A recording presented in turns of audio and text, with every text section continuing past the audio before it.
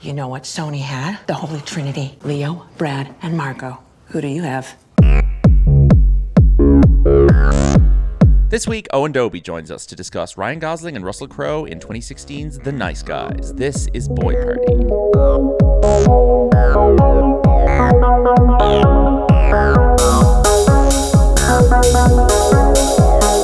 Dad, there's like podcasts here and stuff. Sweetheart, how many times have I told you, don't say and stuff, just say, Dad, there are podcasts here. Hello everybody, welcome to the latest episode of Boy Party, the podcast about movies where two major stars share the screen and battle it out for first billing, the most screen time, attention, everything else. My name is Lucian Waddaley and I'm joined as always by the scruffy young private eye who's looking for the same girl that I am, and we're going to get in each other's way. It's Shane Kelly. Good evening. And joining us for the first time on the show, long-time podcasting compatriot of ours, a man with takes so hot he'll burn your ears off. This man says that Scott Derrickson's The Gorge is his favorite film of all time. For his first appearance, it's Owen Dobie. That's true. Closely followed by Tenet and UB Halloween. And what's number 4? If you're filling out your Letterboxd profile, you have to pick a 4. Return of the King, maybe, or something. Okay, well, finally. Okay, I get an actual quality film. Okay, well anyway, thanks for having me on. Are you recording a bunch at once, or is this going to be like the first episode, or what are you talking about? We're doing a full series with you. Yeah, is this like the first? Yeah, like, would this be the first episode, or of Boy Party? Yeah, or have you recorded a few already? Yeah, we recorded a few already. Oh, okay. 70 odd episodes. Because, folks, this is our 75th episode. How long have you been doing this? 75 weeks. 75 episodes. What? This is our 75th episode. Oh. I thought we've been like friends for 2-3 years, and all right, this is the first I've heard of this. It's a complex bit going on here, folks. Anyway, so what a podcast is this? I've been friends with this man for 15 years. Anyway, is this Where's the Damn Sequel? Adam and Ben. Okay, which podcast is this again? Here's reverse economics ostracize this crossover episode. Oh, cool. So what was I just saying there that I've got distracted? It's our 75th episode of the show. Congratulations, Shane. We've hit 75 episodes. Not missed a single week. Not missed a single week. It's crazy. 75 since January 13th. Quarter quell. Every single thing has run on time for this. Yes. This podcast. No one has ever been late. Showed up late for recording. No. I've never been. Hasn't shown up late in a situation where I've been at Shane's house and he hasn't been there. Yeah. No, not at all. But this is our 75th episode. Any special memories from the last 75 episodes to share? I don't know. Considering it's exam season, I just want to say good luck to anyone doing the Maradona documentary for their Leaving Cert comparison paper, comparing Arthur Miller to the Maradona documentary. Yeah. I feel like we're speed running towards episode 100 very quickly, which is terrifying. It took me 2.5 years for the JL show to reach 100 episodes. Adam and Ben never got to 100. Where's the Damn Sequel never got to 100. So this is only going to be the second time we've ever reached 100 episodes on a podcast in less than 2 years. Yeah. We basically hit on track for November. Yeah, November-ish. We hit a quarter quell episode every 6 months or so. Yeah. So episode 75, and to celebrate, we had to invite Owen Dobie on the show today because you're not going to believe some of this man's opinions about this movie and movies in general. Yeah, just don't use my full name in the episode title. I won't. Yeah. We protect our guests' anonymity. Yeah. And just a heads up, if I stop talking during it, because my publicist in the corner has made a face to to stop talking. Owen's publicist has joined us today in the studio, and do you want to say hi, Lynn? You can't hear her. She's gonna be vetoing any awkward conversations. So have your opinions been vetted by the Irish government? Yeah, obviously. Okay. So we get media and social training for interactions. Why with did public. you slap Chris Rock at the Oscars? No, you won't answer. Okay, we'll move along. You don't want to discuss the tariffs. You just want to discuss the movie. Yeah, his publicist just made a don't slitting throat anything. gesture. Yeah. For episode 75, we are. Why is that the universal gesture for stop talking? Because you can't talk without a vocal cord. But you have no head, and your head. Surely it should be shh. No, should be the that's like a more threatening is to the slit throat thing, whereas a shushing is it's more the universal gesture for please shut the fuck up. The air going through your throat there, but for episode 75, we're discussing one of the great boy parties of the last 10 years. Mm-hmm. This is Shane Black's 2016 neo-noir buddy cop comedy, The Nice Guys. It's the first guys we've done. We haven't done the other guys. We haven't done the bad guys. We haven't done stand-up. Other guys? Something called Old Guys. There's Old Guy, and then there's Stand-Up Guys. A few eligible boy parties in there, but we're doing The Nice Guys. Dobie had a few suggested movies he wanted to do on this podcast, including the film Shrek. Mamma Mia. Mamma Mia, which was somewhat valid. Inglourious Bastards. Inglourious Bastards, one of the Bond movies. You said, I think you just wanted to do Pierce Brosnan, and you were trying to like, you were throwing out suggestions there. I think a Bond movie is a good one. It's not at all eligible for this podcast. I think you should have let me do Shrek. The lead actor of James Bond is not splitting a billing card with the second exactly lead of the film. There is no debate to be had of who is the lead of a James Bond movie. Well, to be fair, like this is like the first time. Like I didn't realize you'd done 74 other episodes. So like I don't know what the rules are. You'll understand by the end of this episode what the premise of the podcast actually is. So The Nice Guys stars Russell Crowe and Ryan Gosling, and it's sort of a throwbacky 70s set LA semi-kitschy neo-noir thing that I feel like has developed a really strong cult following of like, what an underrated movie. They should make a sequel to that kind of reputation over the Did last... like really good rounds on Film 4. Probably does really good rounds on Film 4. Maybe. Has an enormous number of appearances in people's Letterboxd top 4s, like really seems to be beloved by multiple types of guy of different generations. Yeah. And I think it helps that Ryan Gosling's obviously maintained his level of stardom in the last decade, and Russell Crowe has sort of transformed from a major leading man into kind of like sort of a sicko favorite of just like this kind of burly Australian kind of braggart who everyone now has like weirdly strong amounts of affection for, as he has segued from leading man into like kind of reputable character actor. Was this the beginning of it?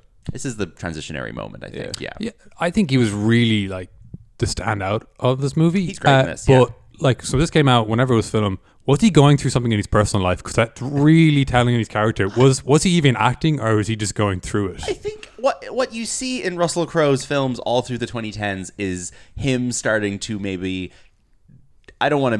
I hate making grand assumptions of people's personal lives in this podcast, but he seems to be a very heavy drinker, and I think that has been something that has maybe increased in the last 10 years, and his image has fluctuated a little bit, and he's looking a little bit older and heavier. You're telling me that Thor movie didn't revive his career? Well, the thing is, why is he showing up in Thor movies in tiny roles? And Craven the Hunter, he plays like Craven's dad, and in The Mummy, he plays Dr. Jekyll and Mr. Hyde.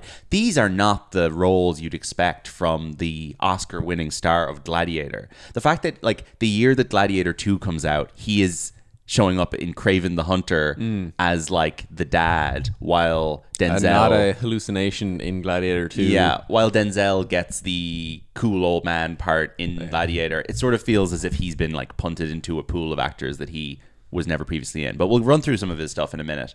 But The Nice Guys is Shane Black's blank check film that he gets off the success of Iron Man 3. He was a screenwriter of high regard for many decades. He was famously the highest paid screenwriter in the history of movies in the 90s. His big breakout first credited script is Lethal Weapon, which I watched for the first time yesterday. Either of you seen Lethal Weapon? Nope. Bits and pieces. It's like this movie without the 70s shtick, I guess. It's Mel Gibson, isn't it? Mel Gibson and Danny Glover. Yeah. And it's a cop, sort of they're investigating drugs and prostitution and similar enough stuff to this movie, but like it's way more just like violent and kind of hard-edged, and Mel Gibson's character is like legitimately depicted as being suicidal and crazy and keeps considering shooting himself. So the movie's kind of thrust is that Danny Glover has to stop Mel Gibson from killing himself while they're doing their job as cops, which makes it very watchable and kind of interesting. But I don't like Mel Gibson very much. But there's 4 of those movies. And well, the Always Sunny in Philadelphia crowd, they did Lethal Weapon 5. They did their own kind of spin on it and take on it. As an episode of It's Always Sunny? Yeah, and they did blackface. In that episode? Yeah. I have heard about them doing blackface. Interesting. They've done it like multiple times. There are 2 episodes that I can immediately think of, that being one of them, that fascinating. You cannot watch on like Netflix because it's just removed. Did the same thing happen with the episode of Community where Ken John does blackface? Yeah. Oh, he plays in a dark elf. Yeah, I got a TikTok yesterday from Joni Mitchell's granddaughter. How many minutes were in before we started talking about blackface?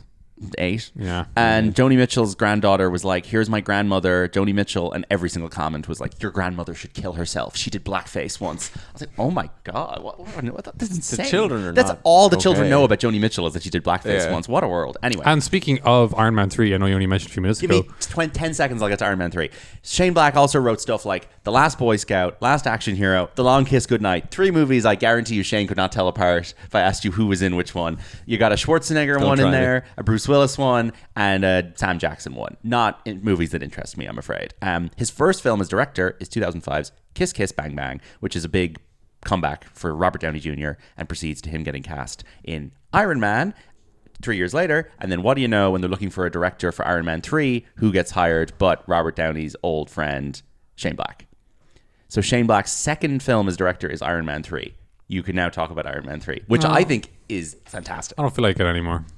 No, I was going to say, because we were talking about Robert Downey Jr. Yes. and blackface, and he's obviously famously done it in Tropic Thunder, which I'm sure you've covered in We did some an episode- podcasts. We did a podcast about that with you And on Adam and Ben. As you know, one of my biggest fascinations with movies are movies that are shot and not released. the movie And where he plays in Mexico. Dobie's publicist is laughing and smiling and nodding her head. So he's good to keep going. Yeah, keep yeah, going. yeah. Oh no, she's struggling over What's there. the name of the blackface movie that you're excited to see? It's the one. Jamie Foxx's Yeah, directorial debut, I think. what's that called? Is it All Star called Weekend or All something. Star Weekend. Oh, They, Yeah. they dropped the trailer for it. And Downey's not in the trailer. Yeah. I think he's been cut out of it. Yeah. Do you think Downey had any involvement in like shutting that down? Probably. Yeah, probably. Maybe his publicist is better than mine. I think his publicist is probably the most powerful publicist in the world. Iron Man 3 is great. I think it's probably the best Marvel movie. I think it's such a fun, like, fast-moving action Is that the comedy. Mickey Rourke one? No. No, 2 is it's two. good as well. Two is- 3 is the, it's very Shane Black. It's real like an LA movie set at Christmas. Right, and right, like right. Guy Pearce is in it and Yeah. Ben Kingsley. It's really good.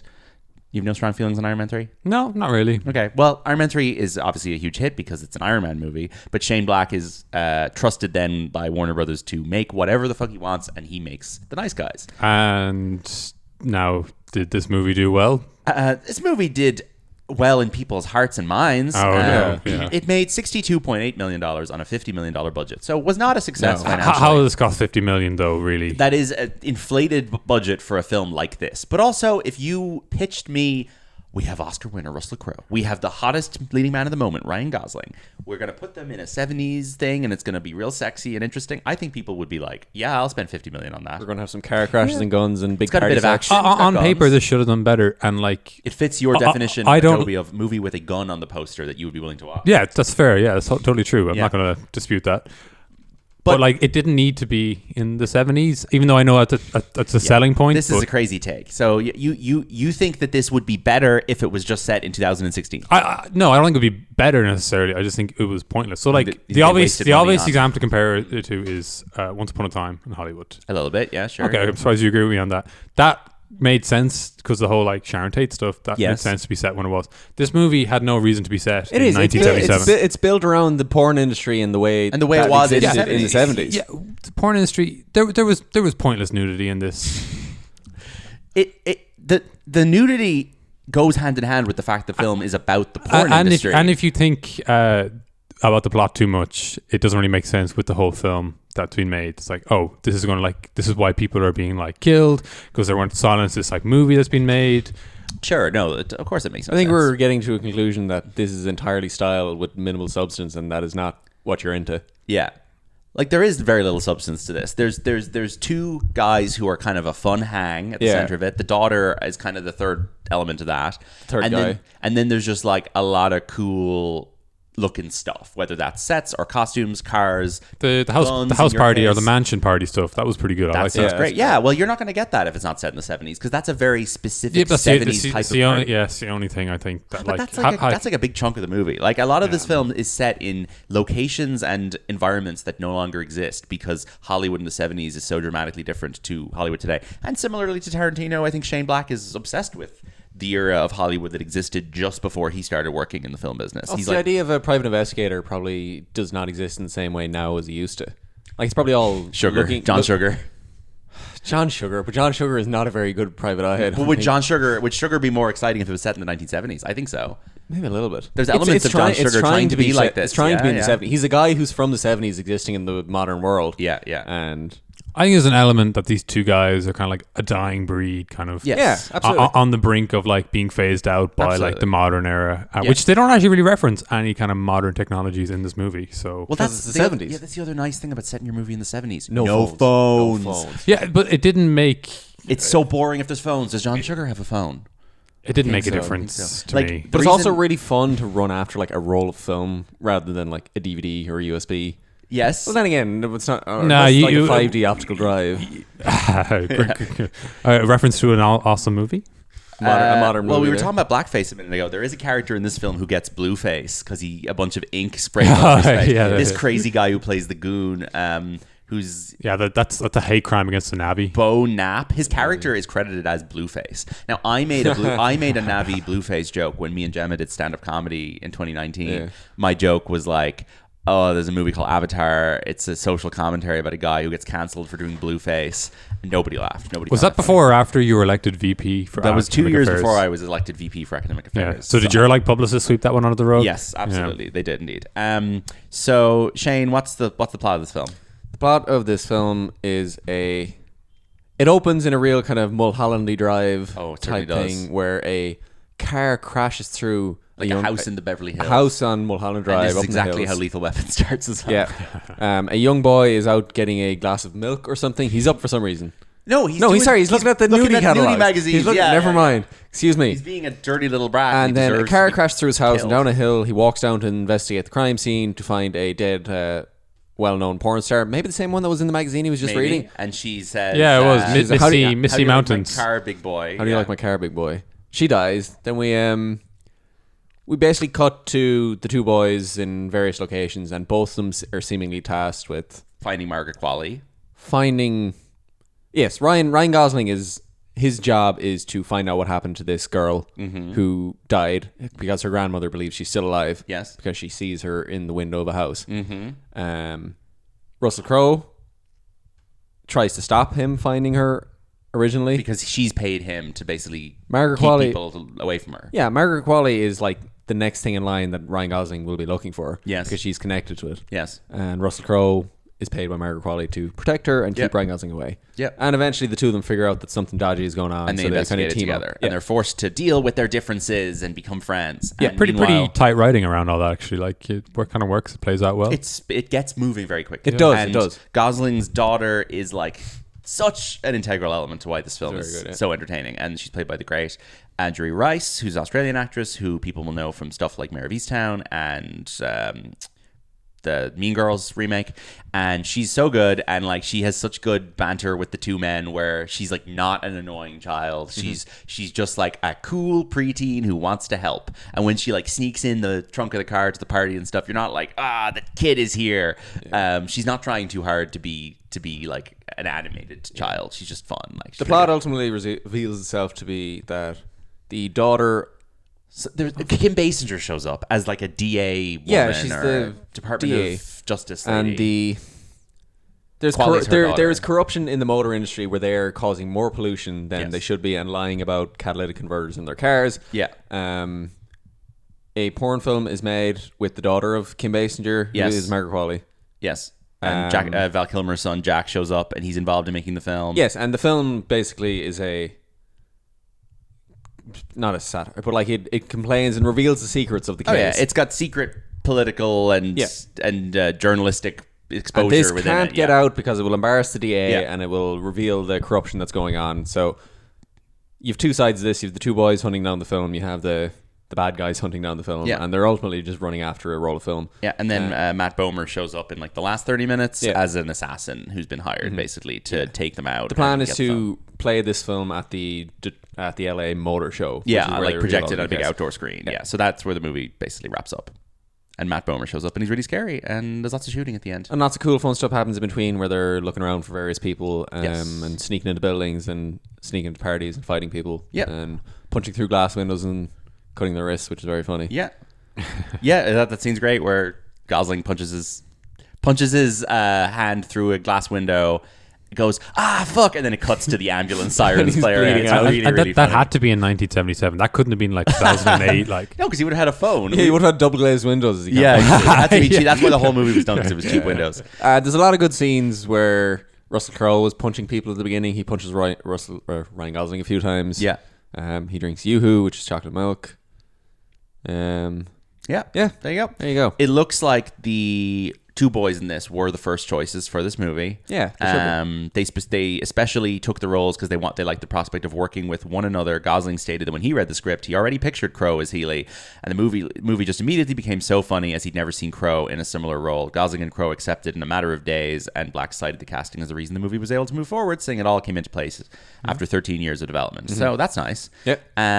It's funny. Crowe being in it is very obviously like a kind of a throwback referencey thing to his part in LA Confidential, which is like kind of a straight version of this movie. Yeah. And Kim Basinger is, of course, in that with him, for which she wins her Academy Award. And having her in this movie in a small role is like a reference to that. I don't think Val Kilmer is in LA Confidential, even though it feels exactly like something he would be in. Obviously Spacey and Guy Pearce in that as well? Guy Pearce and Spacey and DeVito and Strathairn are on. I watched it a couple of years ago. I didn't get much out of it, really.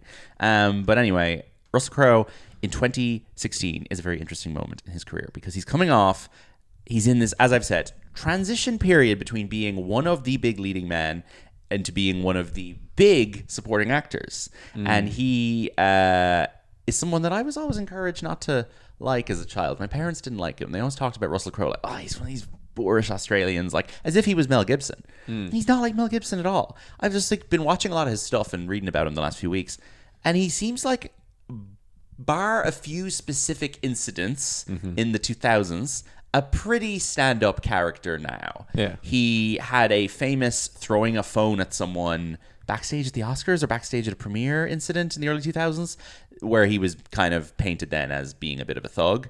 And I'm sure he seems like someone who might have, anger management issues, but like he's never had a record of hateful or discriminatory behavior like a Mel Gibson type, which I think I unfairly assumed for years that he was like one of these kind of like awful guys, and he's not. And I actually quite like him, and I think I've decided in the last few weeks that I'm more of a Russell Crowe fan than I ever realized I was before.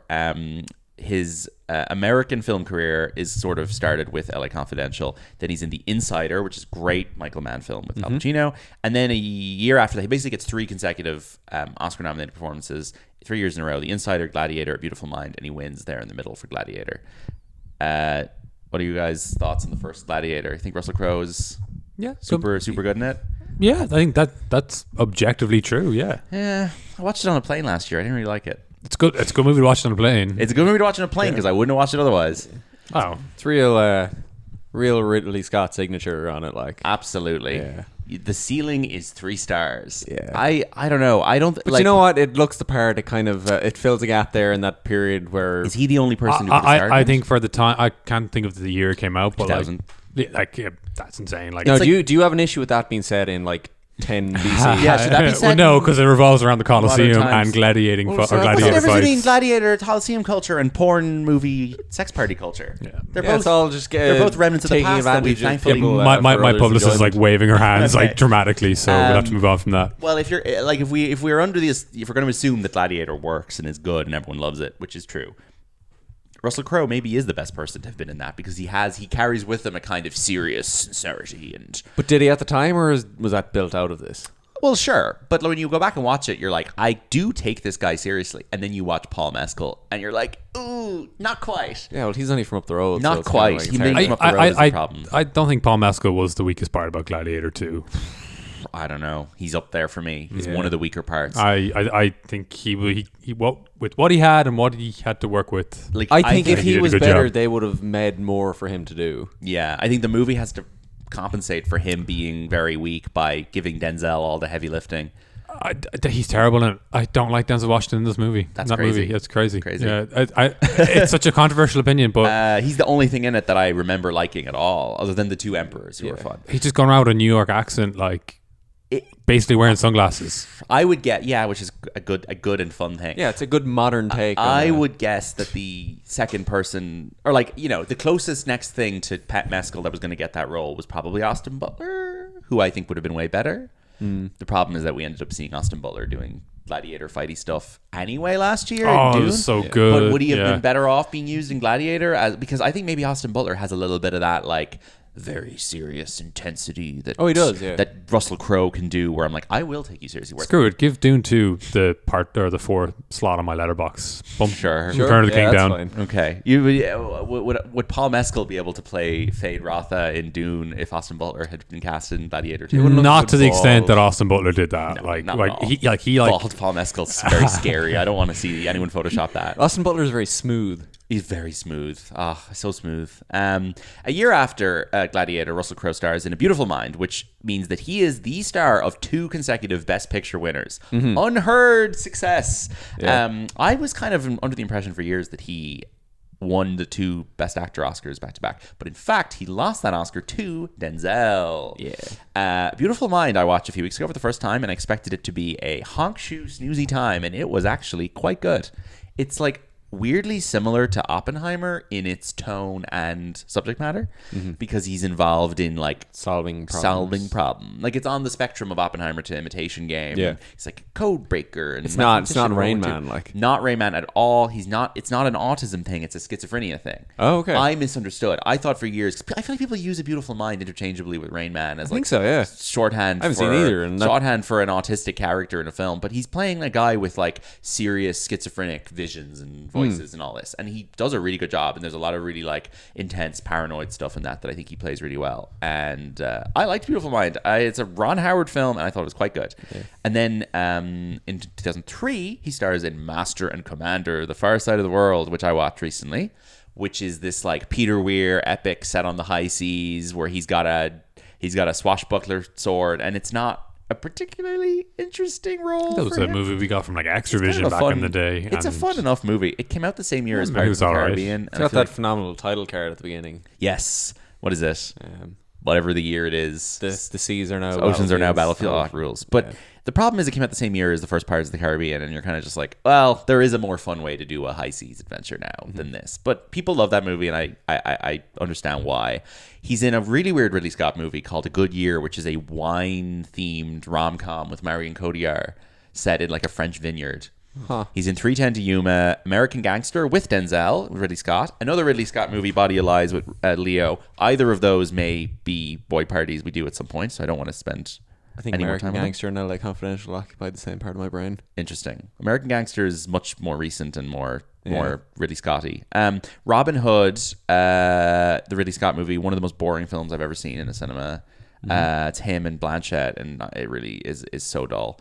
And he then that's the moment where the first build Ridley Scott is kind of coming to an end, because he shows up as Javert in Les Mis, famously singing poorly. I feel like is his reputation in that, despite the fact that Russell Crowe like has a band that tours, that plays in Dublin frequently, and is kind of a professional musician. And I think his voice in Les Mis is kind of interesting. Like he is kind of a bad singer, but his character is meant to be this like crazy enraged, cop. Yeah. I kind of like it. But this is when you see he's like second build to Wahlberg in Broken City. He has a supporting role in Winter's Tale with Colin Farrell. Man of Steel, he plays Jor-El in the opening prologue, which I showed you the other day. You did. Which is just like, it's really fun. I've seen that movie. The opening of Man of Steel rules, and then everything past Russell Crowe is awful. It's not a strong film for But me. I love the Russell Crowe stuff. I think it's really fun when that film just decides to be like Avatar for the first 15 minutes. It's just Russell Crowe riding around on like a beastie,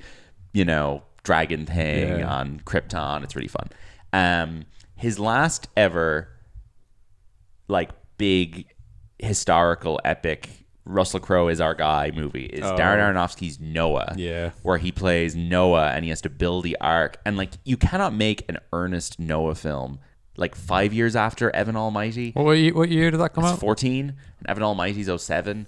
That's like, people were like, the Noah story was a joke at that point. Yeah. And Noah's really boring. It doesn't do anything particularly. Emma Watson's in that? Emma Watson's the daughter. Jennifer Connelly, back from Beautiful Mind, is the wife.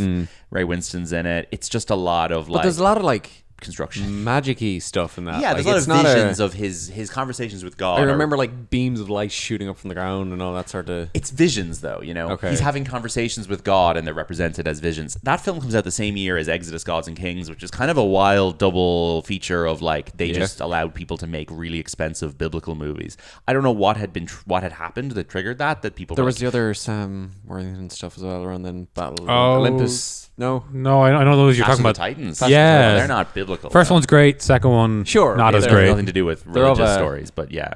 Yeah, still mythology. Religion's all based on myth, right? True. He directed... That was a joke. film. I have to my publicist. That was a joke. Your haha. publicist is actually your priest as well. Dobby's just had a black bag put over his head and he's been removed from the studio. Both? Goodbye. Both Russell Crowe and Ryan Gosling directed their first films around the same time. Russell Crowe makes a movie called The Water Diviner, which is an Australian water farming historical drama, which sounds really boring. Water farming. No, water. Water, farming. Oh, Okay. right. And then Ryan Gosling, I bet you didn't know this, directed a movie with Saoirse Ronan in it called Lost River, the same year as The More Water water. Diviner. Yes. What? And it's set in these like towns that had to be flooded to allow a dam to break or whatever. So Yeah. they just sacrifice towns. And it stars Saoirse Ronan, Eva Mendes, Matt Smith, Ben Mendelsohn, and it is famously not very good. And it's Ryan Gosling's only film as a director, and Russell Crowe's only film as a director was that, and they came out the same year. Isn't that interesting? These guys have such parallel paths. They haven't been anything together since. I doubt. No, it. they haven't. No. The Nice Guys is Russell Crowe's final ever studio film where he is first billed or is the lead. And that is so interesting that it only took 15 years from his Oscar win for his star to just kind of cease. 15 years is a good run It's now. a good enough run. I mean, how many films did I just name? 10-ish, 10-ish real movies in there. Yeah. He's just, I don't know what's going on, but like by 2016, he obviously just doesn't look like Hollywood's idea So what? of a He leading went man from anymore. 35 to 50? In and around that, yeah. Yeah. Yeah. He had like a good run in the 40s, and then he kind of just gets usurped as the Australian guy of the moment by, I don't know, Hemsworths and such. Yeah. But obviously very different types of actors. Which Hemsworth? All of them. I'm not sure who took Russell Crowe's career away from him, but like it just stopped happening there. I think Noah not doing well. Well, he is might have stepped a turning away. point. Like you're assuming that like not it's- really, because he's still it's a trying. him I don't know, issue, he's still and- in stuff. It's just Yeah. not. He's just never a lead again. I don't know. Is He- Matt He might Damon want just that, getting like- all the stuff he wants? who? Matt Matt Damon? Damon? Yeah, maybe. Maybe Adam Driver a bit? Yeah, like who are the Ridley Scott leading men now? You're right. Yeah. It's Matt Damon, Adam Driver. True. Yeah, interesting. Paul Mescal. So as I said, he plays Dr. Jekyll and Mr. Hyde in The Mummy, which is a terrible performance and a terrible film. In theory, though, he would have been in the entire Dark Universe franchise, showing up in every movie as the Nick Fury of the Dark Universe. Yeah. I would have loved to see where that went. Yeah. He is in one big TV project. In 2019, he's in a show called The Loudest Voice, where he plays Fox News founder Roger Ailes. And he has a bunch of prosthetics to make him look very, very heavy and Roger Ailes-like, and it's a bit of a Vice job. And I've seen bits and pieces of that on TV. It seems fine. Like, it's a pretty generic, right-wing media examination miniseries, whatever. He's in Unhinged, the only movie to come out in cinemas in the first 6 months of COVID before Tenet. Nice. As you said, Dobie, Thor, he plays Zeus in Thor 4. He's the second guy in the greatest beer run ever, which is the Zac Efron? Peter Farrelly's follow-up to Green Book, which I yes. watched, which is a really turgid Vietnam drama, let's have a beer with the boys. Yeah, in it's a Vietnam. film I've Oh, entirely it sucks. consumed through YouTube Shorts, and I think I don't need to watch the It's film now. awful. And he did back-to-back movies called The Pope's Exorcist and The Exorcism, which have almost Unrelated. identical posters. Pope's Exorcist was famously shot in Dublin. A lot of it was shot in Trinity. He spent time here. He loves Ireland. He has been does. on The Late Late Show a bunch of times, both interviewed and as a musician. And when Tuberty moved over to UK Virgin Radio, the first person who went on his show was Russell Crowe, who phoned in from Australia and was like, Ryan, you're a good friend of mine. I wanted to wish you luck. So he is friends with Ryan Tuberty, which probably reflects worse on him than any other element of his personality that I've heard about. Craven the Hunter, he played Craven's dad. I didn't watch it because it had scary spiders, but apparently he was doing a crazy Russian accent. And he's in a movie coming out soon called Nuremberg with Rami Malek and Michael Shannon about the German Guys with weird racetrack. faces. What? Guys with weird faces. Yeah, about the psychiatrist who had to determine whether Nazi prisoners were fit to stand trial for their Wait, war what? crimes. Oh, I thought that. Oh, I'm thinking like it's the Nürburgring, the German racetrack. No. It's like, what do you think it was? What's the the Nuremberg This is a racetrack. Nazi thing. Oh, The okay. Nürburgring you're thinking of. Yeah, I've got those two very different things mixed up. Well, he's playing Hermann Göring in that. Oh, Jesus. Yeah. Lots of people in that movie. Do you think him and Michael Shannon talk about their cover bands? Oh, I bet they do. His Or band. he's not. Sorry, his is a real band. Russell Crowe's Indoor Garden Party. They do Is that what original it's called? songs. Yeah. Oh, that's a fantastic. good name. They played in the Gaiety last year of all Yeah. places.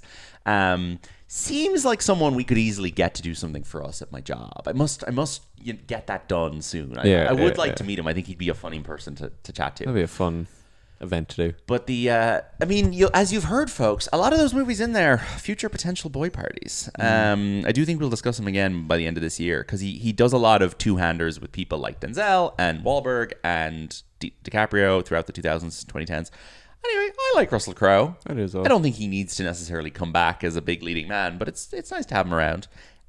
He's always got some fun voice or mannerism up his sleeve, and he's really good in this movie. I hope he's doing well. I hope he's doing And well. his health Yes, I hope is his health is good. okay. We'll keep an eye on him from a distance. Ryan Gosling, we've obviously talked about before when we did our Fall Guy episode. Oh, another guy movie. Fall Guy. Fall Guy. Ah. Ryan Gosling, yeah. Ryan Gosling had an incredible run when this came out.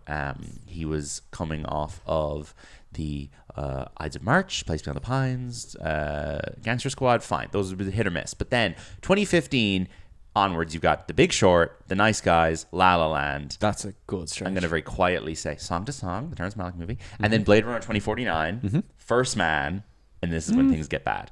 First Man, The Gray Man, The Fall Guy, Barbie, and now Project Hail Mary and Star Wars Starfighter. That's every Ryan Gosling film from the last 10 years. Star Wars. What? Ryan Gosling is about to be the lead in a new Star Wars movie directed by Sean Levy Oh, Jesus called Christ. Star Wars Starfighter. Sean Levy is in like Eugene Levy's father. No, by no means. Dan Sean Levy Levy's father. Nope, that's Eugene Levy. Sean Levy is the director of Night at the Museum, Deadpool and Wolverine. Not related to those levies. Big Fat Liar. Directly. No, he's not related to them at all. He is Canadian, though. Ah. Maybe he's a cousin or something. They offered Mikey Madison the villain role in that movie, and she said no, and they gave it to Mia Goth instead, which is an interesting little examination of how What the order of offers Yeah. is. But that's a great run. Nice Guys and La La Land come out within 6 months of each other. He's obviously nominated for an Oscar that year. He is that's probably the most iconic film he's ever been in, apart from maybe the specifics of his look and jacket in Drive.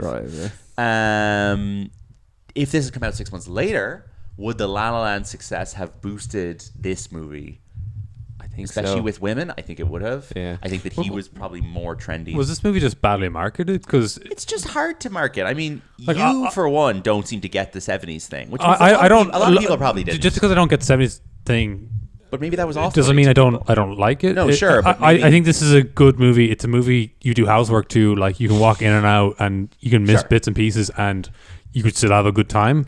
I just think that a lot of people were probably not vibing with the '70s aesthetic in the summer of 2016. Like nothing about the year 2016, a year that I am fascinated by culturally because it goes from high to low to high again. There's a big cultural pivot there in 2016. It's just a weird like Bowie and Prince and people dying straight through to the election of Trump with a lot of weird stuff in between. Yeah.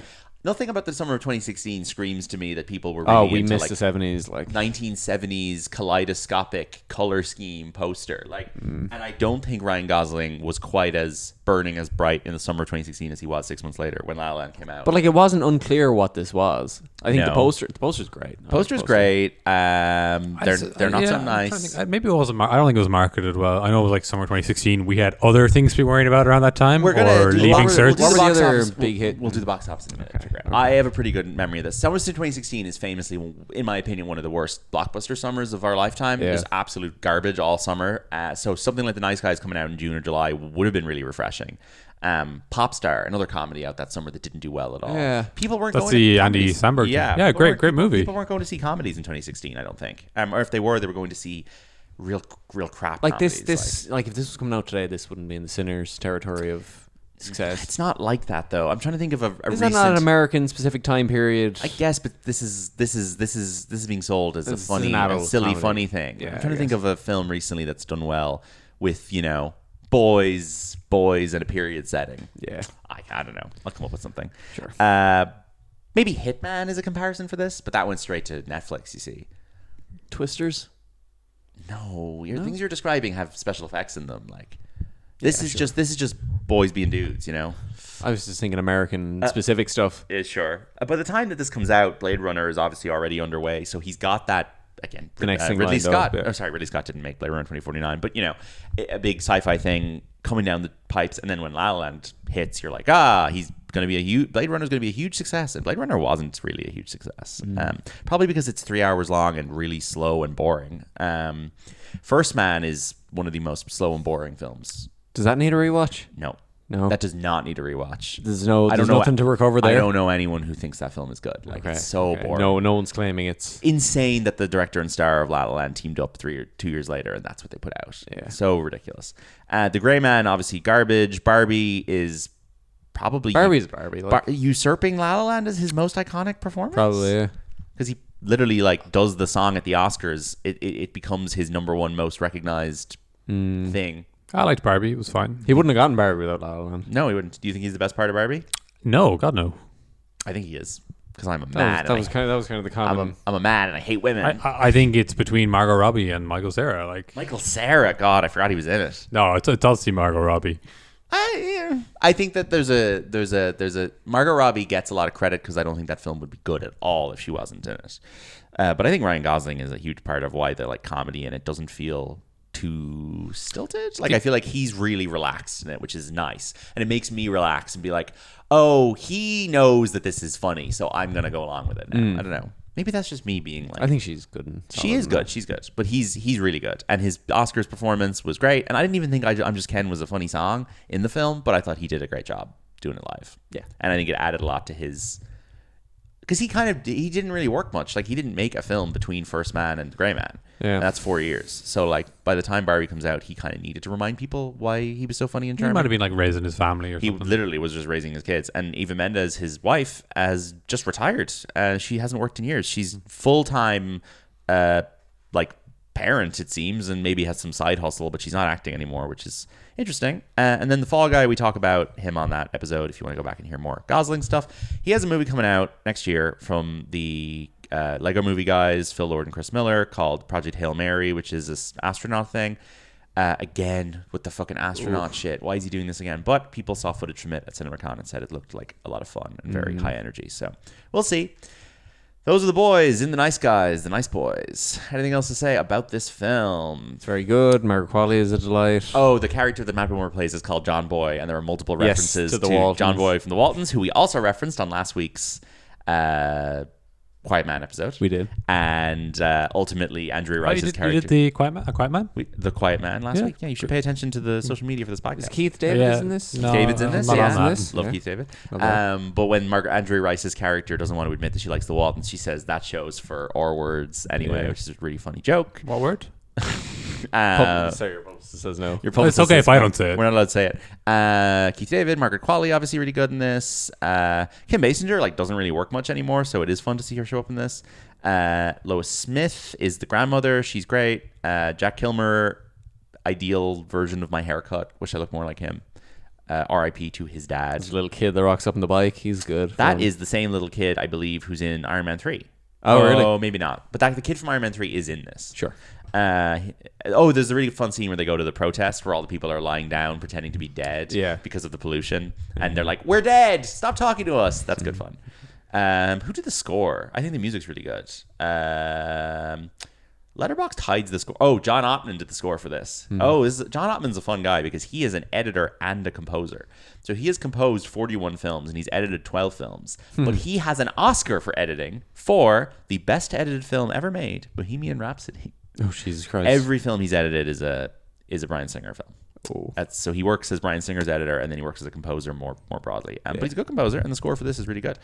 Can't think of anything else to say about it. Yeah, the film kind of resolves with the bad guys getting away with it Yeah. and nothing bad happening. Nope. It was shot by Philippe Rousselot, who shot Charlie and the Chocolate Factory, Fantastic Beasts, and Sherlock Holmes. Oh, sorry. The film does conclude with Russell Crowe starting to drink again. He's sober in the film. Yeah. Yes. It's like, oh no. And they do have a very fun team up business card. Yes, they do. They set up their own joint PI business, Yeah. which is quite nice. And They're called the Nice Guys. Letterboxd Top 4 game. Yeah. This movie is the #1 favorite film on the Letterboxd profile of Johannes Ritter. Shout out to him. Is this someone like we know in real life? Or? Yes. Shout out to Johannes Ritter if he's listening. This is someone we were in school with. Okay. If ever anyone we know has a movie in their top 4, we like to use their profile because it's a bit more fun. So we're going to guess, you guys are going to guess Johannes Ritter's other 3 favorite movies. So #1 is The Nice Guys. #2 is a film that I have mentioned in the last 5 minutes. Probably one of the most favorited films on Letterboxd. La La Land. All right. Good choice. #3 is a beloved 90s teen movie. Not one that I'm... 4 teens or teens are in it? About teens. It came out in the 90s or it's based in the 90s? Came out in the 90s. I don't love this, but it is a director I really like. Stand By otherwise. Me? Is that No, based? this is more teens. This is like teens drinking and doing drugs. Like This isn't Breakfast Club. That's way earlier, isn't it? no, that's 80s. This is 90s. A lot of people in this who are now big stars. A director I love, but not a film of his that I'm particularly It's passionate not about. Almost Famous. No. That's 2000. It's 2000. One of the actors in this, who's very famous now, says his most iconic catchphrase in this movie, which now is what is associated with him in the world in general. So, like, anytime he shows up to an event now, he has to say his catchphrase. Oh, no. That's awful. It's not like Train Spotting. I haven't seen that movie. No. It's American. That's how they know they do Small drugs roles there. in this. Small roles in this for Ben Affleck and people like that early in their careers. Any more clues I can give you? Good Will Hunting. It was the last day of... Oh, it's actually set in the 70s as well. It was the last day of school in 1976, a time they'd never forget. Ferris Bueller? Nope. If only they could remember. You're naming lots of 80s stuff. I am This naming lots of 80s This is stuff. a big generational shift away from the 80s. Okay. Everyone in this movie has my hairstyle, actually. They all look like Jack Kilmer. Oh, interesting. The title is Something and Something. Dazed and Confused. The film in which Matthew McConaughey says, all right. Oh, okay. Next up on Johannes Ritter's profile, we have our final film here. It's one of the definitive great classics. 1950s. One of the great director we love. Great film. Hitchcock? Nope. An unimpeachable 5-star movie. Not a personal favorite of mine, but undeniably one of the best. Who is this director? Kubrick wasn't making films back then. Nope. What a great... Well, yeah, one of our favorite directors from olden times. Musical? Nope. Lots of men, lots of boys. Sidney Lumet? Sidney Lumet. This is 12 Angry Men? This is 12 Angry Men. Yeah. How would you say 12 Angry Men in French? Le Men Angry? 12? What's anger? It's Kosh, yeah. Maybe so. Douze l'homme couche. L'homme couche. No, that's like we got the words right, but the 12. the order. Why that have I decided to look this up? 12 Angry Men in French. Douze It's called l'homme couche. 12 hommes en colère. En colère. There you go. Now, Shane, do you have the box office? I actually do, yeah.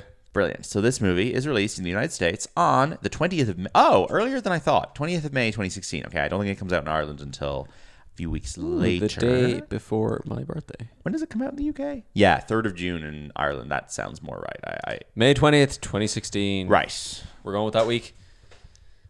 I'm confused now. It says here it came out in Ireland on the 20th of May, but didn't come out in the UK until 2 weeks later. That's not possible. Anyway, fine.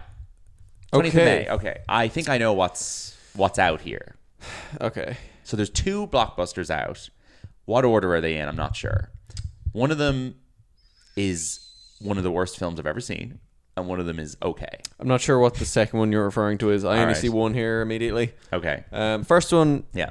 number 1 for this week. Yes. This came out this week. This is a children's movie based on an existing IP Yes. for something. This is one of the worst films I've ever seen. Okay. It's Alice Through the Looking Glass. No. What? No. Fuck. No. Finding Dory. No. Close. You're in the right direction with Finding Dory. May 2016. Yep. What is Dory? Fish. And what's like Fish. not a fish but also an animal? Jesus Christ. May 2016. Is it animated? Yeah. It's about it's Secret Life of Pets 2. It's for kids and Secret it has Life of animals. Pets. No. It's not Zootopia. No. What is it? 2016. I think this may also be one of the worst confused. films of all time. Oh yeah. Queen never seen Corgi it. or something? What? No. 2016. It must be something huge, like Yeah. something really big. It was based on something. What? They made a film out of Yes. something that was the biggest thing of something else. Oh, Minions or something, was it? no, No, it's no, an no. animal. Not a TV show. Minions not a are book. probably animals. It's not the BFG. What's 2016? We were doing the Leaving Cert this month, so like Okay. I didn't really go to the cinema around. Do you want me to start listing off some of the voices? Yes, please do. 'Cause this is a star-studded. I'm sure it is. I'm like 15 down here, and we're starting. We got all right. Give us some. Ike Barinholtz, Yeah. Hannibal Buress, Tony Hale, Kate McKinnon, Keegan-Michael Key, Sean Penn, Peter Dinklage, Sean Penn. Bill Hader, Angry Birds. Angry Birds. What the fuck? Sean Penn is in Angry Birds. 1 or 2? He plays Terrence. 1. One, yeah. It was just Sean called Bird. Penn plays It was, Terrence in the Angry Angry Birds Birds movie. it was just called Bird before he was in it. Very good. Woo. I think I might have to give that a watch. And sounds- moving further up, Peter Dinklage, Bill Hader, Maya Rudolph, Danny McBride, Jason Sudeikis. and Josh Gad. Is Jason Sudeikis first build? Yeah. Yeah, of course. He plays Red. America's biggest movie star. Yeah. America's biggest movie Ted star. Lasso. himself. Number 2, this is probably your other He's big lassoing blockbuster. audiences into the cinemas. Yeah. Dowie, This- do you know what the Marvel was of this summer? It's not Marvel Studios though. It's Marvel adjacent. It's off-brand Marvel. Is it? Like Yeah. It's a film edited by John Ottman. I can tell you that much. Yeah. Okay, fair enough. The answer is X-Men Apocalypse. No, it's not. What? No, it's not. Why am I off here? What's don't what's wrong with know. me? Am I thinking of a very different year? May 2016. Yeah. So you're telling me number 2 is Civil War? Yep. In the third May week. 20th, In 2016. its third week. But I know. Oh, sorry. I'm 1 week off. Memorial Day was late that year. Okay. I thought this was Memorial Day weekend. Sure. The following weekend, X-Men Apocalypse and Alice Who Looking Glass came out. Sure, That's why- buddy. I have no that's way of why I'm- verifying that, so I'll just trust you. Civil War. Civil War. Civil War is awful. But it's not awful, but it's not very good. Civil War, the Captain movie. America. Yeah, I was going to make a Not joke. Oscar, Yeah. I know. What do you think of Captain America Civil War? I liked it. Yeah, it's a good movie. I don't like it. I like the Spider-Man stuff. I don't like anything else about it. Great score, though. Henry Jackman. Still listen to it sometimes. It's really good. No, I actually really like Civil War. Yeah. I just think it's really gray and boring and long. And too much of it happens at the airport. And like Bucky just being a weirdo assassin. Boring. I think they did a good job, like reintroducing Black Panther and Spider-Man. Yes. and they probably I'll give introduced them that. another character along the lines there They somewhere. probably do, yeah. Okay. Okay. Keep going. Next up is something you surely despise. Oh, I got a review from Lucy in here. Oh, good. We'll see if there's anything good here that W can guess based on. Probably not. A long 90 minutes. This has such a stacked cast of funny faces, and yet nobody is funny. What a relief this actress took it another path, and I guess just wasn't in it. I did enjoy the back-to-back black skinhead / sabotage needle drop, though. What? I don't know what that is. What the? This is a film I think I've pitched. Are we going to do it on Boy Party? Oh, yeah? Is that But the name of this podcast? yeah. All right. Black skinhead sabotage back-to-back needle drop. Yeah. That sounds fantastic. does. A bunch of funny faces. And A lot of very and some actress didn't very end up currently hot comedy stars. Why are they currently hot? They're in the studio. Yeah, Rogan's in this. it's the entire. The it's movie all- is Neighbors 2 Sorority Rising. Yeah, so we've got Rogan, Zac Efron. Is it directed by Mr. Thingy? It is. It's Nicholas Stoller. Nicholas Stoller. Dave Franco, Ike Barinholtz. Yeah. Chloe Moretz. Who are the other girls Selena in it? Gomez, Selena Gomez, yeah. Rose Byrne, and Lisa Yeah. Kudrow are there.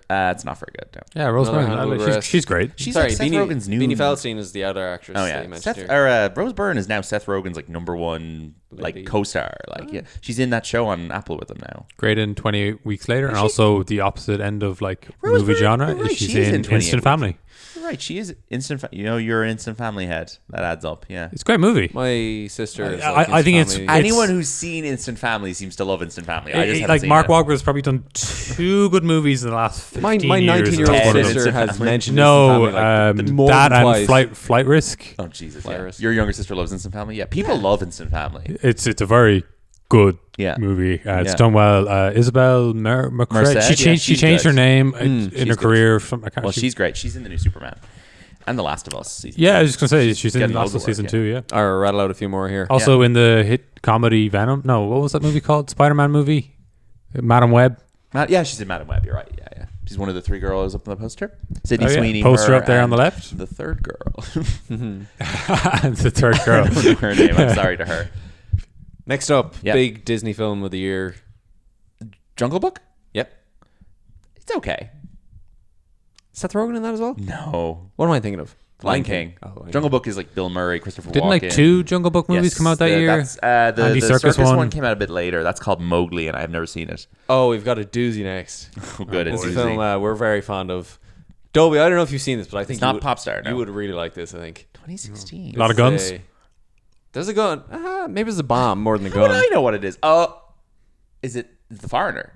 No. Oh. This is it's set in a TV studio. Oh, of course I know what this is. You know what this is? One of the great titles of modern times. Yeah. It's this film is about a guy who Hijacks a financial TV show. Yeah, do you ever see these financial TV shows where guys They're are like- shouting about buy Yeah. stocks? Yeah, and yeah, all this yeah. sort A of stuff? guy runs onto the set of the show with a gun and is like, a I bomb. lost all my money in the crash. Let me on TV. It's a good like post financial crisis. Everyone is mad hostage kind of thriller. Film. Hostage yeah, you'd thriller, like yeah. it. It's called Money Monster. Yeah. And it stars George Clooney, Julia Roberts, Jack O'Connell, and Katrina Balfe. Katrina Balfe, yeah. And it's directed by Jack Jodie O'Connell, Foster. the evil Irishman of Sinners. Yeah.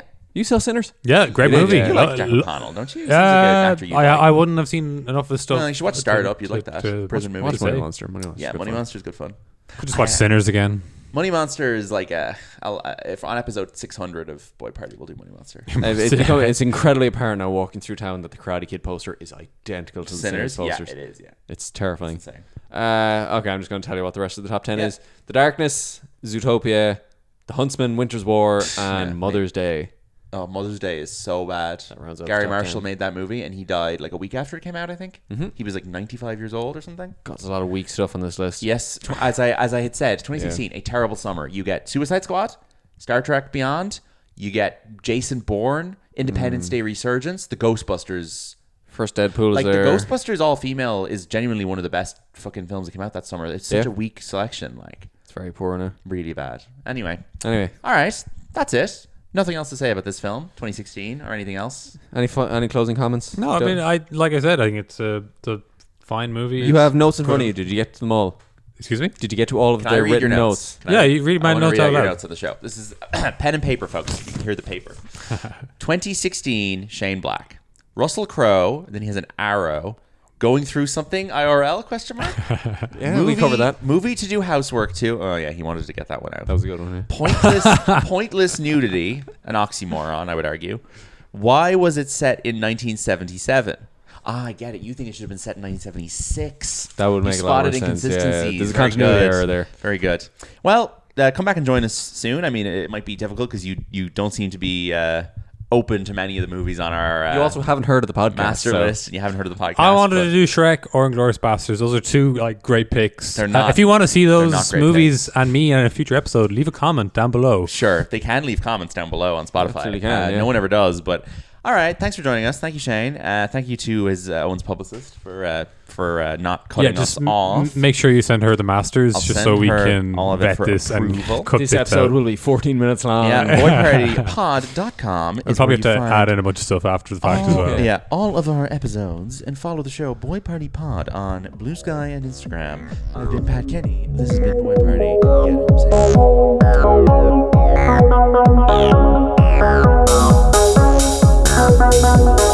safe.